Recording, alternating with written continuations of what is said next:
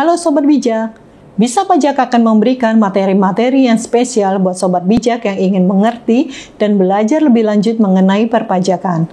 Pajak tidak hanya ditujukan untuk kaum profesional saja, tapi ditujukan juga buat setiap warga negara Indonesia yang sudah wajib ber-NPWP. Nah, bagi Sobat Bijak yang menganggap dirinya awam pajak, dapat belajar bersama di channel Bisa Pajak. Materi-materi spesial yang saya maksud mengenai seputar pertanyaan mengenai pajak dan sekaligus saya akan memberikan jawabannya juga. Materi ini berguna juga buat Sobat Bijak yang mau mengikuti ujian brevet dan USKP. Materi keempat mengenai PPh pasal 4 ayat 2. Silakan mengikuti terus sampai selesai.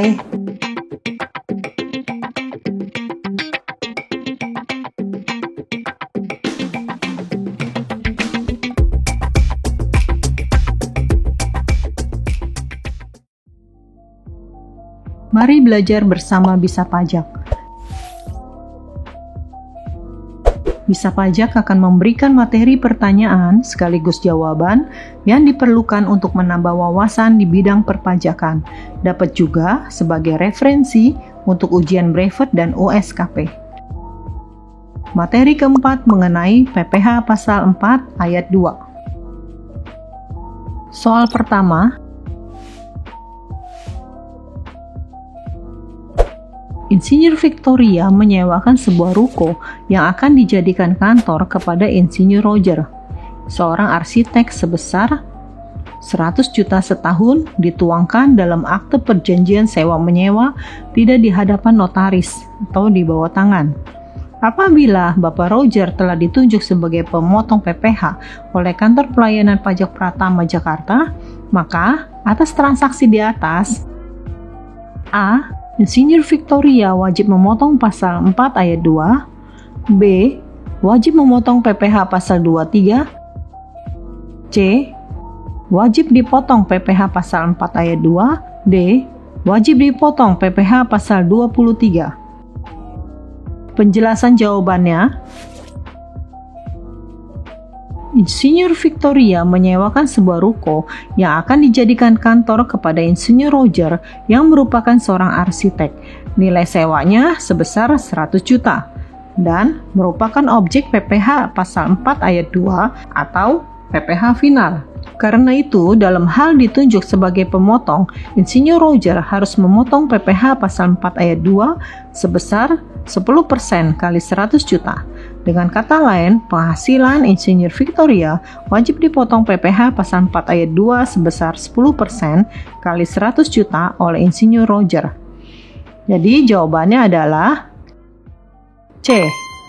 Wajib dipotong PPh pasal 4 ayat 2. Soal berikutnya, Bapak Budi membayar imbaran jasa pelaksanaan konstruksi kepada CVPK, perusahaan penyedia jasa konstruksi yang memiliki kualifikasi usaha kecil pajak penghasilan yang terutang. A. Bapak Budi memotong PPh final pasal 4 ayat 2 dengan tarif 2%. B. Bapak Budi memotong PPh final pasal 23 dengan tarif 4%. C. CVPK mencetor sendiri PPh pasal 4 ayat 2 dengan tarif 2%. D. CVPK menyetor sendiri PPh pasal 4 ayat 2 dengan tarif 4%. Penjelasan jawabannya adalah jawaban di atas mengacu pada Peraturan Pemerintah Nomor 51 Tahun 2008 yang diubah terakhir menjadi Peraturan Pemerintah Nomor 40 Tahun 2009 yang terkait dengan PPh atas penghasilan dari usaha jasa konstruksi. Di dalam ketentuan tersebut, diantaranya diatur sebagai berikut. Atas penghasilan dari usaha jasa konstruksi dikenakan pajak penghasilan yang bersifat final pasal 2. Tarif PPh untuk usaha jasa konstruksi yang dilakukan oleh penyedia jasa yang memiliki kualifikasi usaha kecil adalah sebesar 2%. Pasal 3 ayat 1. Pajak penghasilan yang bersifat final dipotong oleh pengguna jasa pada saat pembayaran dalam hal pengguna jasa merupakan pemotong pajak.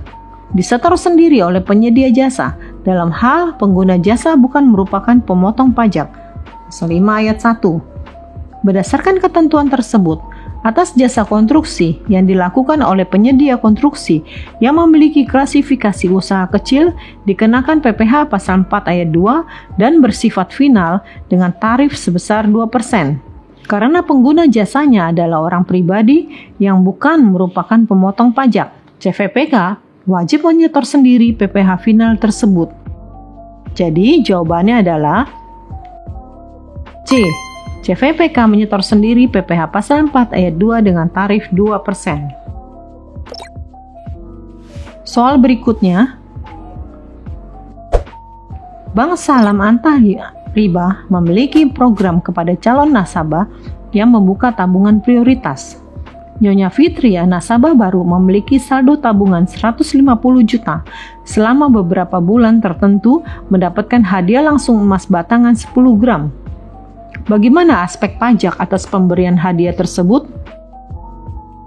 A. Bank Salam memotong PPh pasal 4 ayat 2 sebesar 25% final. B. Bank Salam memotong PPh pasal 4 ayat 2 sebesar 20% final. C. Bank Salam tidak memotong PPh pasal 4 ayat 2 karena hadiah yang melekat pada produk. D. Bank Salam memotong PPh pasal 23 sebesar 15% atas hadiah yang diterima. Penjelasan jawabannya. Jawaban atas pertanyaan di atas mengacu peraturan pemerintah nomor 131 tahun 2000 yang terakhir diubah dengan peraturan pemerintah nomor 123 tahun 2015. Atas pemberian hadiah emas batangan kepada nasabah prioritas dianggap sebagai pemberian bunga terselubung. Dengan demikian, Bank Salam harus memotong PPh final sebesar 20% dari pemberian hadiah tersebut. Jadi jawabannya adalah B. Soal nomor 4.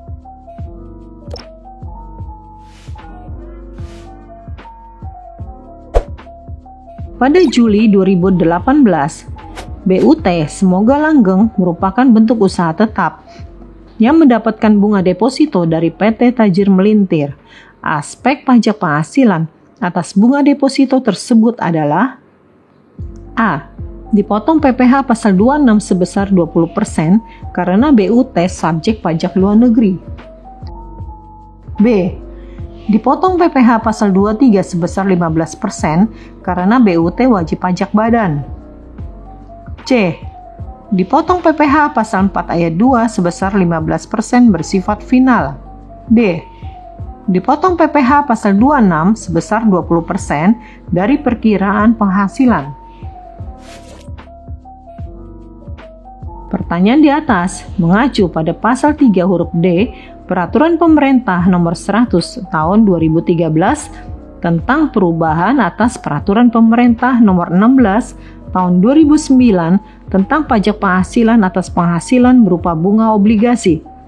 Pasal 3, besarnya pajak penghasilan sebagaimana dimaksud dalam pasal 2 ayat 1 adalah 15% bagi wajib pajak dalam negeri dan bentuk usaha tetap, dan 20% atau sesuai dengan tarif berdasarkan persetujuan penghindaran pajak berganda bagi wajib pajak luar negeri selain bentuk usaha tetap. Jadi jawabannya adalah C. Dipotong PPh pasal 4 ayat 2 sebesar 15% bersifat final. Soal selanjutnya,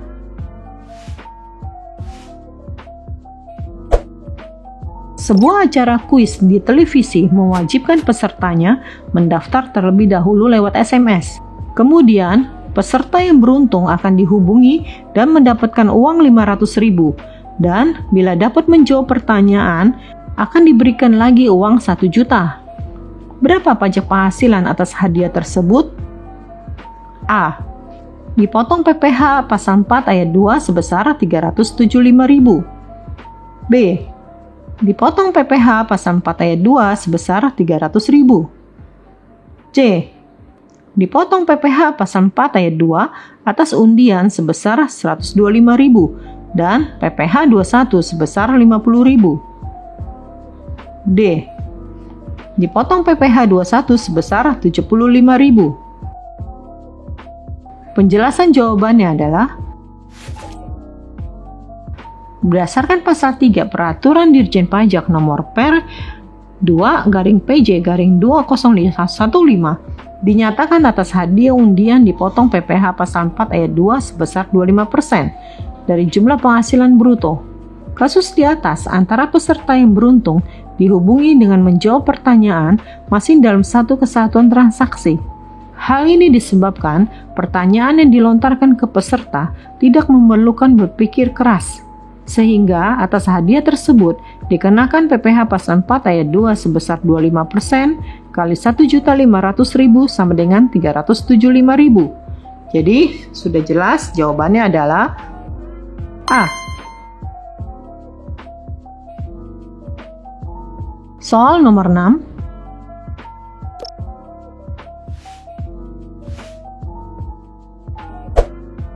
PT OK menyelenggarakan penarikan hadiah undian atas kupon-kupon yang telah dikirimkan oleh pelanggannya dengan hadiah senilai 200 juta. Dalam penarikan undian tersebut, nama firma Sidik yang muncul sebagai penerima hadiah. Bagaimana penghitungan pajak penghasilan atas undian yang harus dipotong oleh PT OK? A. Dipotong PPh pasal 23 sebesar 15% karena penerimanya badan. B. Dipotong PPh pasal 4 ayat 2 sebesar 25%. C. Dipotong PPh pasal 4 ayat 2 sebesar 10%. D. Dipotong PPh pasal 4 ayat 2 sebesar 5%. Penjelasan jawabannya adalah pertanyaan di atas mengacu pada Peraturan Dirjen Pajak nomor per 2/PJ/2015 tentang pengenaan pajak penghasilan atas hadiah dan penghargaan. Penghasilan berupa hadiah dari undian, perlombaan, serta kegiatan, dan penghargaan merupakan objek pajak penghasilan. Atas hadiah undian dipotong pajak penghasilan pasal 4 ayat 2 sebesar 25% dari jumlah penghasilan bruto dan bersifat final oleh penyelenggara undian. Jawabannya adalah B. Dipotong PPh pasal 4 ayat 2 sebesar 25%. Soal selanjutnya. Berikut ini yang bukan merupakan termasuk objek pajak PPh pasal 4 ayat 2 yaitu A. Selisih lebih dari revaluasi aset. B. Dividen yang diterima oleh orang pribadi. C.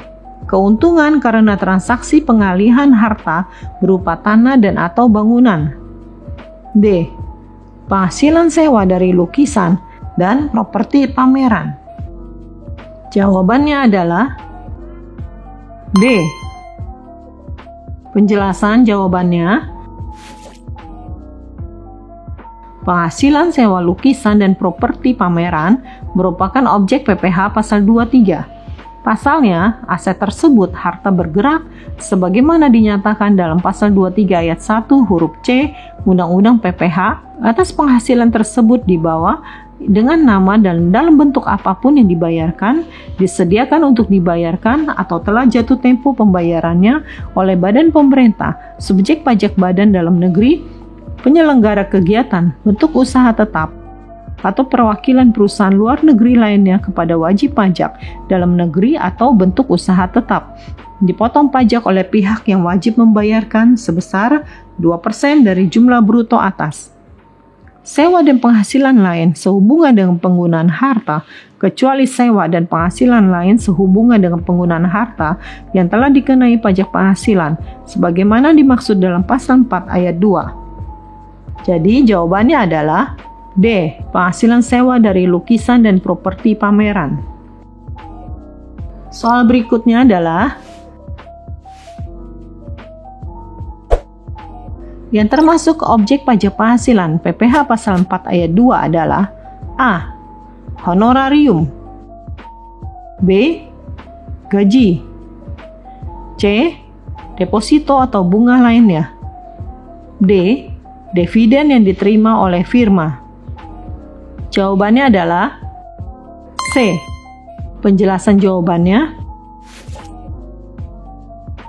Berikut ini adalah penghasilan yang merupakan objek pajak PPh pasal 4 ayat 2, yaitu penghasilan dalam bentuk bunga deposito atau bunga lainnya, bunga obligasi serta surat utang negara, penghasilan berupa hadiah undian, penghasilan yang diperoleh dari transaksi saham serta sekuritas lainnya, transaksi derivatif yang diperdagangkan pada bursa, dan juga transaksi penjualan saham ataupun pengalihan penyertaan modal di perusahaan pasangannya yang telah diterima oleh perusahaan modal Ventura.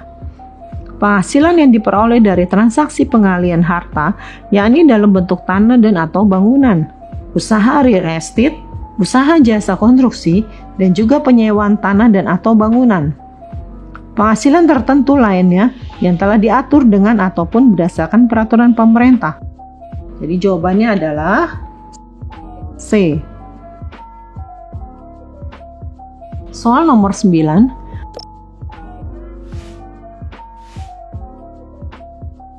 Berapakah tarif atas bunga umum dari tabungan dan diskonto sertifikat Bank Indonesia? A. 10%, B. 20%, C. 2%, D. 25%. Bunga deposito serta jenis-jenis tabungan, sertifikat Bank Indonesia, dan diskon jasa giro selain sumber penempatan dananya berasal dari devisa hasil ekspor dikenakan tarif sebesar 20% sebagaimana telah diatur PP nomor 123 tahun 2015 pasal 2 huruf C. Jadi jawabannya adalah B. Soal berikutnya, berapakah tarif PPh pasal 4 ayat 2 atas pengalihan hak atas tanah dan atau bangunan pada tahun 2017? A. 2%, B. 10%, C. 2,5%, D. 5%.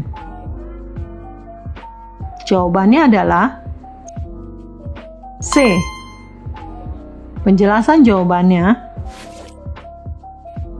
hal ini sesuai dengan pasal 2 ayat 1 Peraturan Pemerintah nomor 34 tahun 2016, pengalihan hak atas tanah dan atau bangunan, dalam hal ini termasuk usaha real estate.